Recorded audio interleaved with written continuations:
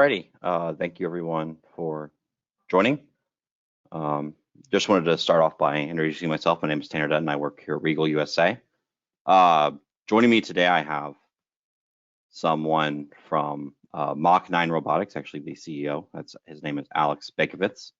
Alex, do you want to introduce yourself real quick and tell us a little bit about Mach 9 before we get started? Totally. Thank you very much for the introduction, Tanner. My name is Alex Baikovitz. I'm the CEO at Mach 9.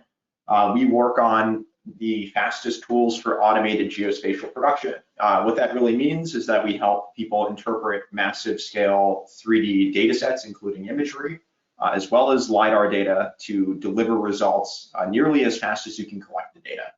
I'm really excited to be showing you some early look at a lot of the amazing software that a great team of leading AI researchers and engineers from Carnegie Mellon and the autonomous driving industry has spent years working on and is rapidly developing. So excited to be talking about some of the great partners that we're working with here at Mach 9, as well as obviously where we see the future of automated geospatial production and how it can help support your engineering and project workflows. Just overall. So excited to take a deeper dive with you, Tanner, and look forward to this conversation.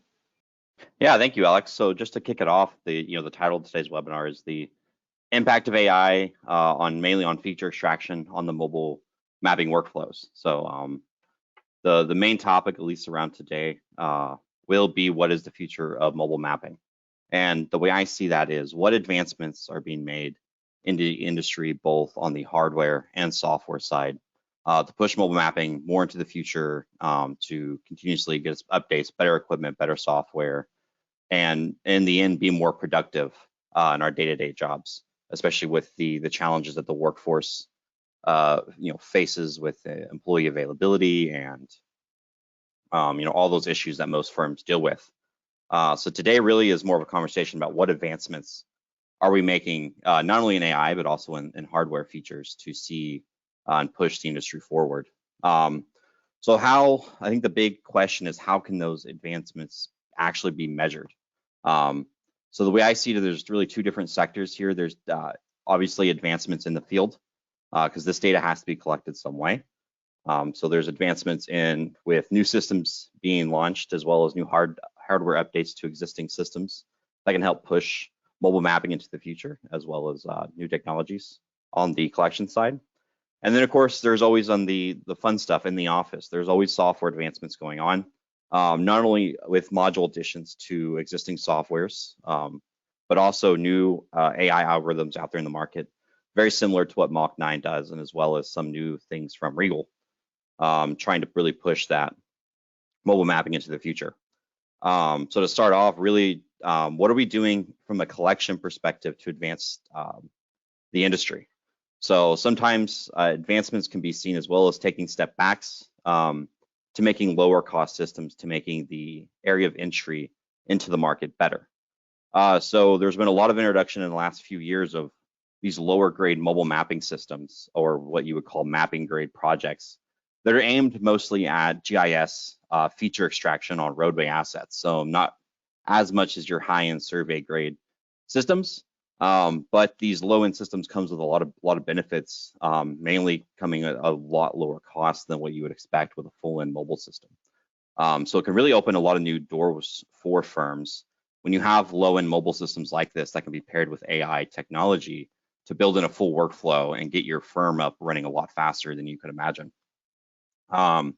If you guys aren't familiar, the lower cost mobile systems that have been introduced in the last few years from RIEGL has been the VMY1 and the VMI2. They have a smaller form factor than what you would see with something like the VMX. The data is a lot lighter, as well as the processing throughput is much lighter. There are multiple different configurations with both the VMY1 and VMY2, which really help us in a marketplace to hit basically every price and project a firm out there has. We have a solution on the price end that we can customize these packages for. And then even systems like the VMY1 are considered a hybrid system where they can be both considered a UAV system as well as a mobile system as well. So we can do those integrations both ways to really make the system have more ROI in the end. So having these lower cost systems is really big and really helping push the industry because people can get into work at a lower cost and have better ROI and really get their feet wet with mobile mapping. You can see here's some VMware-1 data. This is actually data from RIEGL's most economically priced package with the VMware-1. So you can still see you're getting great data even from our lowest end system for throughput for things like feature extraction in a software like Mach9's. You can see that especially these systems, the form factor is a huge benefit. The systems are very small. Both VMware-1 and VMware-2 come under 20 pounds. Very easy for one-man operations. And really, honestly, it kind of opens the doors with mounting platforms as well.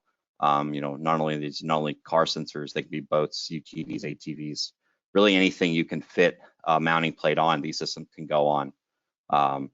And they're very compact, and even the carry case and all the equipment that comes with it is a lot more lightweight. So when you're coming to deploying systems, shipping systems, you can move it around the country a lot quicker than you can a larger mobile system.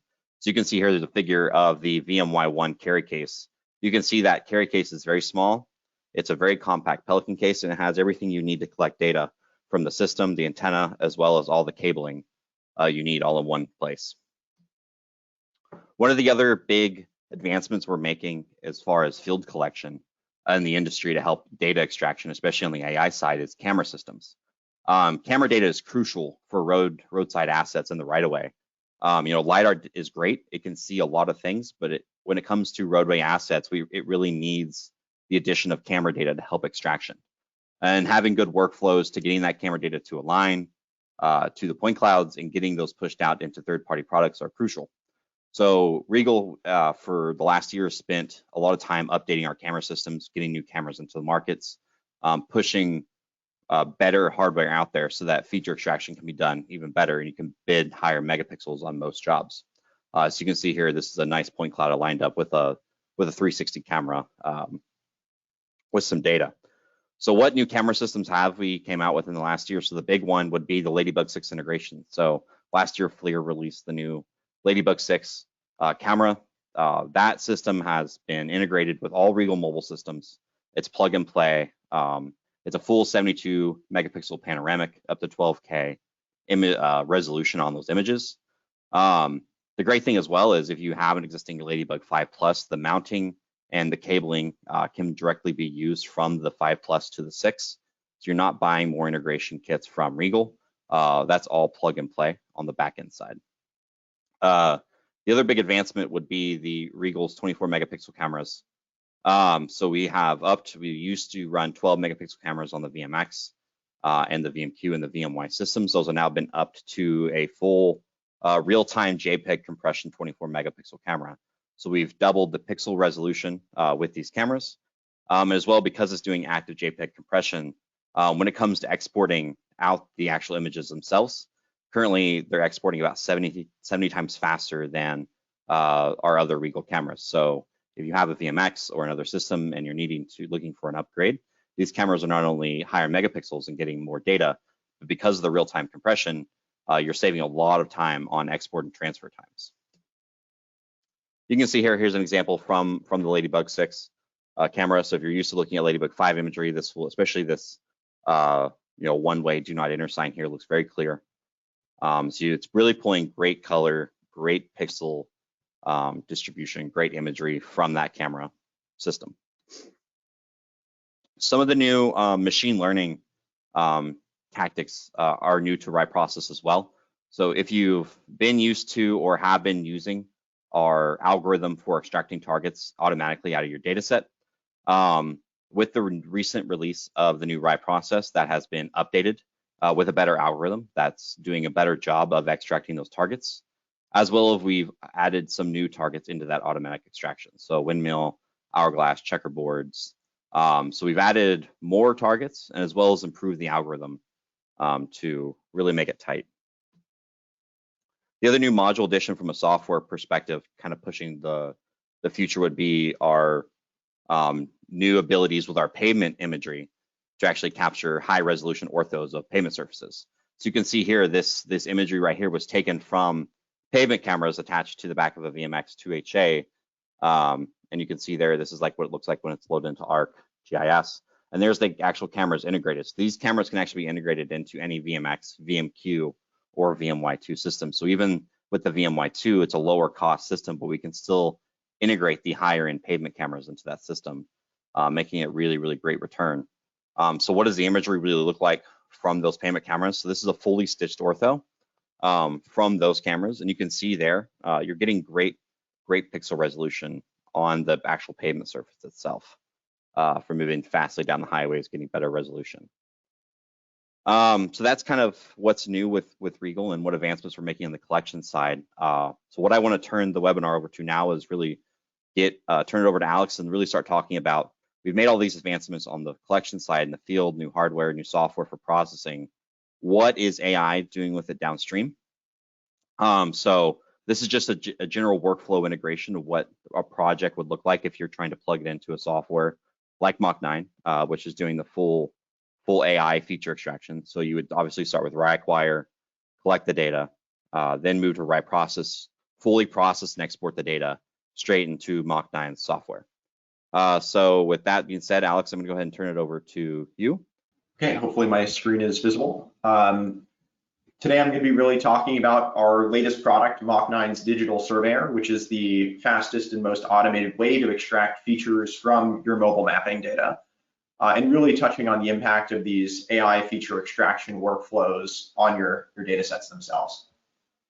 First things first, I would like to thank Fibersmith Engineering for permission to use a sample data set from them on this webinar. The data that you're seeing from them has been collected by their excellent team, and we have been very thrilled about working with them, as well as many other great RIEGL users and partners on helping support their workflows with greater degrees of automation.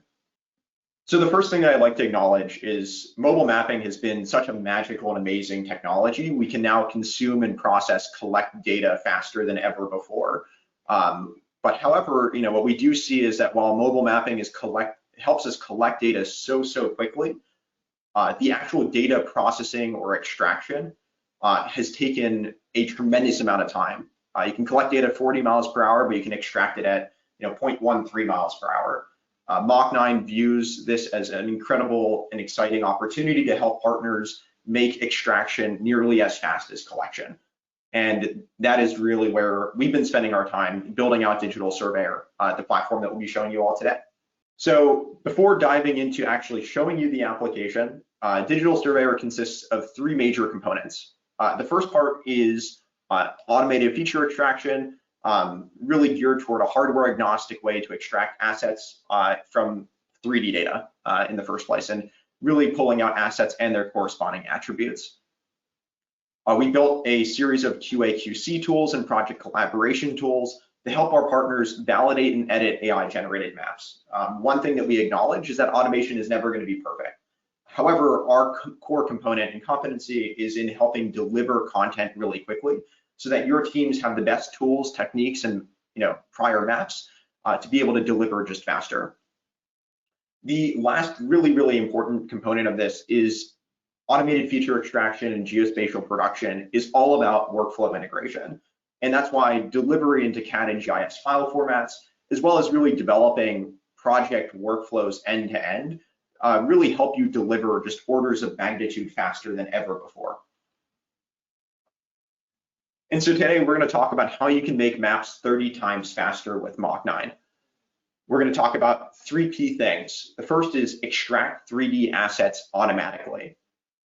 The second is assess the quality of those AI generated maps. How do you go about doing that, right? So much data, how do you make sense of it all? And then the final component is delivering these maps into CAD and GIS. How are we moving this information from point A to point B? The data set that we're going to be showing you today, these are just some of the rough statistics. Nothing is being sent anywhere else. It is all being processed explicitly and directly on a cloud environment, nearly as fast as you can collect the data. The data set that we'll be showing is 108 miles. In just 11 hours and 42 minutes, Mach9 extracted 7,590 assets at 9.2 miles per hour. We are continuing to improve the speed, accuracy, and also extensibility of all of the features that Mach9 is able to extract, taking projects that used to take weeks or months and turning them into a process where you can get your AI generated maps delivered overnight. A foundational difference in how we actually go from raw 3D data that is aligned, registered, and processed directly into the Mach9 software for rapid extraction. And from there, I'll actually dive right into the application. This is an example of a RIEGL VMQ dataset. This is 108 miles processed and visualized in our platform itself. What I'll do is I'll actually turn on all of these 3D object assets, line work coming in just 1 month. All of these pins are automatically extracted assets. And again, it's not just representing a point for a specific asset. I can zoom into any location in these maps and recognize that we're extracting everything from, as an example for this utility pole, its precise diameter, its height, even the fact that this pole is leaning 0.7 degrees. At the same time, I can pick up imagery, for instance, of this sign where I have its width and height, to be able to verify its information and add other forms of attribution all at the same time, and be able to select from multiple images to completely verify and validate the correctness of an annotation. And overall, what you're seeing is just unedited maps. So this is just the raw output directly from the digital Surveyor platform and system.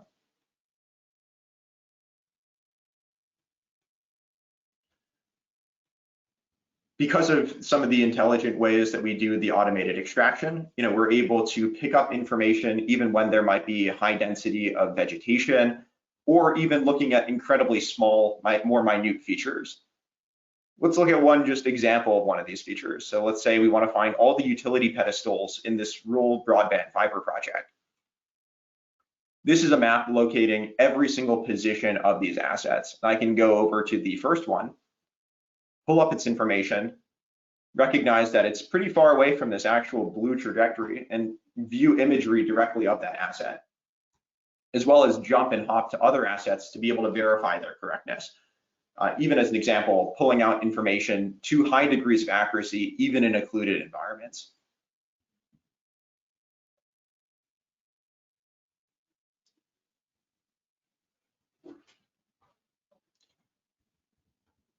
At the same time, Mach9 is able to provide data visualization services for massive scale data sets. And so as an example for this large fiber project, we can, for this instance, go back through the data for verification, QA, QC, and providing all the tools and functionality necessary for your annotation, technicians, and extraction team to be able to go out and do this most effectively. For instance, providing oriented imagery, where you can change the opacity and visualization of all of these images, as well as fly through optimally to be able to see all of this information directly along the route.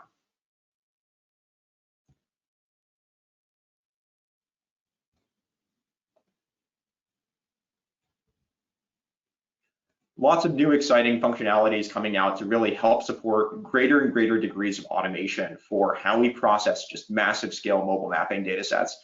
But at least this is the beginning and start of ways to truly automate the overall mobile mapping feature extraction process. With lots of exciting new functionality coming out month over month, Mach9's partners are able to deliver faster, more cost effectively, and also be able to just work on more projects simultaneously by leveraging the massive benefits in what automated feature extraction can provide and deliver to your organization working on some of the most complex infrastructure projects on a global scale. So just talking about some of the next steps before we answer the questions that might be top of mind to you. We're excited to start mapping with you. And so some of the things that we really enjoy doing with our partners is we provide a complimentary software demo and project consultation. If you send us your mobile mapping data from any RIEGL mobile mapping system, so this is VMQ, VMY, VMX, we're happy to provide and you can receive a complimentary demo of our software extracting features on your data sets and showing that really, really fast turnaround.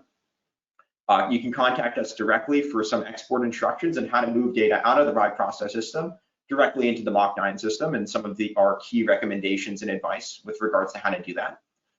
We also encourage you to book a meeting with our team. I'm happy to take a deeper dive with you all, as well as introduce you to others from our organization that can help provide support within this demonstration, as well as training and initialization process itself. So feel free to join us or drop us a meeting invite at mock9.ai/meeting to schedule some time to speak with us. Really excited to answer some questions that you might have about our software and some of the solutions and take a deeper dive from there. Thanks so much. Yeah, thank you, Alex. One question I have top of my head just to get some conversation rolling. What's the process of exporting the data out of your cloud into third-party software, other third-party softwares like an ArcGIS environment or like ArcPro? Totally. So all you effectively need to do, Mock9 provides customizable leveling and schemas that you can just define based on your own internal schema or your own client schemas. And at the end of the day, all you need to do is press over here to open up a menu that contains, for instance, the different types of CAD, GIS, as well as other types of export formats, where we are effectively delivering directly into the levels and schema that you prescribe to us. Nice, sounds great. So all of this we move directly into any computer-aided design software. For instance, if you're working on a survey project, assets can be delivered as a CSV point file, line work can be delivered as a DXF with your custom layers, and at least on the GIS side, you can deliver a full extendable file geodatabase directly into your client schema directly from our software. So if you guys wanted to have any questions for either Alex or I, this is your time to kind of drop them in the questions chat, and we'll try to answer them as good as possible. Alex, this is one for you. In the LiDAR data set shown, what are the yellow points that seem to be far away from the collection path? So actually, Tanner, I think that's a question about the circles. That's just from one of the from RIEGL process, not an actual element of the LiDAR data. That was just a particular setting that shouldn't have been selected in the data generation pre-processing side that wasn't able to make it downstream. Correct. The VMQ is a rather long-range sensor for a mobile application. So what you're seeing is points way off the right of way that it's still recording returns on.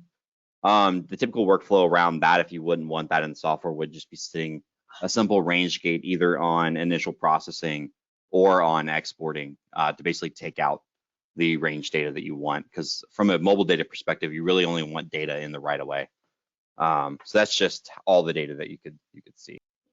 So one question, Alex, this is more for you. Is there some degree of point cloud classification that takes place prior to the automatic extraction? So the answer to that question is no. So actually there's no pre-processing classification step that's needed for our automated extraction system.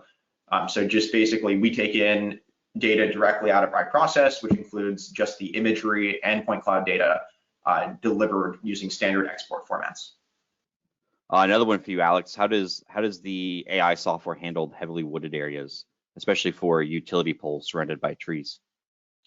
It works incredibly well in those types of environments and settings. So we see a lot of really good performance even in some of these degraded environments. And as an example, finding pedestals that were covered in vegetation is a capability that our system has, and that's just because of some of the unique ways that we process multiple and really all of the data that you're collecting simultaneously to actually do that extraction. But we're always happy to show versus tell, and so definitely open to, if you wanted to demo a challenging and exciting data set, we're happy to show you what we got. Yeah, I mean, you kind of glazed over it, but you did show an example of a pedestal that was pretty buried into a tree, which is pretty impressive. So I see. Yeah, go ahead. Yeah, there was a question about mobile mapping, or this can be applied to drone and photogrammetry data. Definitely excited to be talking about future product releases as we expand the ways, shapes, and forms and data sources that these systems can take in. So definitely looking forward to working on projects from mobile and beyond. And I see some interesting questions about being able to leverage this type of software on federal projects. We have an offering that should be coming out this summer that will be able to provide support for working on federal projects that does not require cloud deployment as well. I see a question about export data. Everything is exported in LAS file from RIEGL process into the software. So it's not like an E57. The imagery and the point clouds stay separate for the software integration. Let's see, we do have a time for a few more questions. I do see some questions on some of the specs as well as government restrictions on the equipment. I can send you guys over data sheets of all the systems viewed here that will have all of your point densities, your accuracy, your porting accuracies, as well as your IMU accuracies. I see a question that popped up around whether our software supports linear/break line features. That is an exciting new functionality that comes out next month. So we'd be happy to show you more exciting updates from a product perspective as new features of that nature come out. Yeah, I also see a question about camera setup, Alex. I know your example mainly showed integration with a 360 camera, like a Ladybug integration. You guys can use planar imagery, correct? 100% correct, Tanner. So we don't require any particular camera. This works with basically any calibrated camera attached to your system. And I think the very last question, Alex, do you have it published anywhere of items that you can extract? Totally. We're happy to share just the broad list, but this is at least in terms of object features, everything from light poles, utility poles, pedestrian crossing signals, traffic lights, down to pedestals, signage, sign structures, cabinets, hydrants, bollards, and a growing number of additional features, manholes, and excitingly, a number of linear features and new object features also being delivered. That's just the short list. There's certainly more that is also incorporated there. Okay.